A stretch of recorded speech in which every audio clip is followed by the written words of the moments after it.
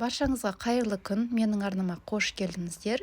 Бүгін өте қарапайым ғана заттардан жасалынатын, ал ең бастысы өте дәмді болып шығатын бисквитті рулеттің жасалу жолын сіздерге бөлісетін боламын. Ең бірінші кезекте 4 жұмыртқамызды 2 бөлек ыдысқа осылай сары уыз бен ақ уызын бөліп салып алатын боламыз. Ақ уызды салған ыдысымыз таза әрі құрғақ болуы қажет.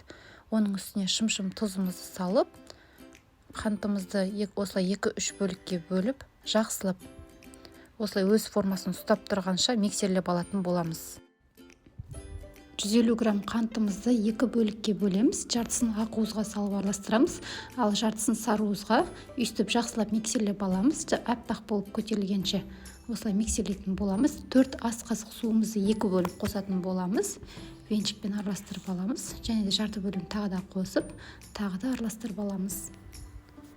Жақсылап осылай венчикпен араластырып алғаннан кейін, ұнымызды да електен өткізіп, 2 рет осылай 2 бөліп қосатын боламыз.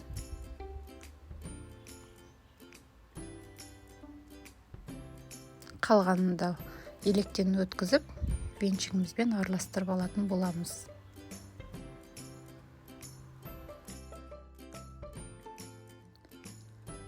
Енді осы массамызға жаңағы ақ уызымызды салып араластыратын боламыз. Басып алмай, астынан үстіне қарайтын венчикпен жақсылап тұрып араластырамыз, немесе лопатаның көмегімен де араластырсаңыздар болады.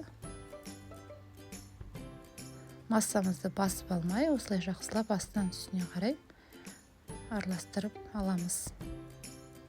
Пешімізді алдын ала қыздырып қоюымыз қажет, өйткені бисквиттің қамыры көп тұрғанды ұнатпайды.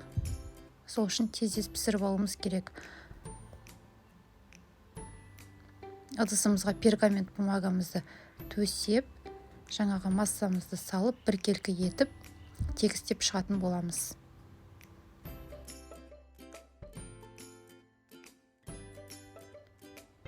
Осылай жақсылап барлық шетіне жеткізіп, тегістеп алатын боламыз. Пергамент бумагамызды барлық шетіне жетіп тұру қажет, өйткені жабысып қалуы мүмкін. Пешімізді алдын ала 190-200 градуста қыздырып алуымыз қажет, және де 8 немесе 12 минут арасында ғана пісіріп аламыз. Рулетіміз тез пісіп шығады.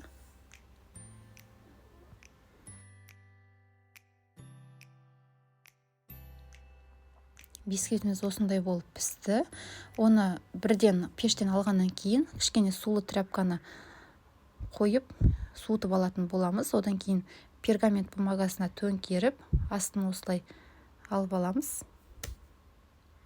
Одан кейін мен пропитка ретінде сүтті ғана жағып шықтым. Егер сүт болмаса, қантпен суды араластырып жақсаңыз да болады пропитка ретінде.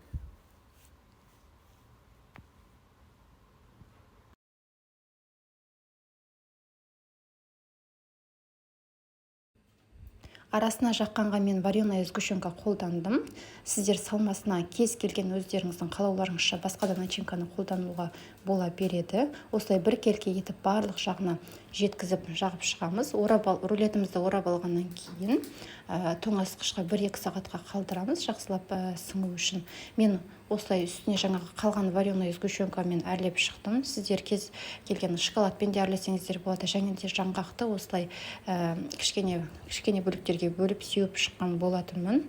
Егер де рецепт сіздерге ұнаса, менің осы видеома лайк басып, және де подписаться батырмасын басып қоюды ұмытпаңыздар.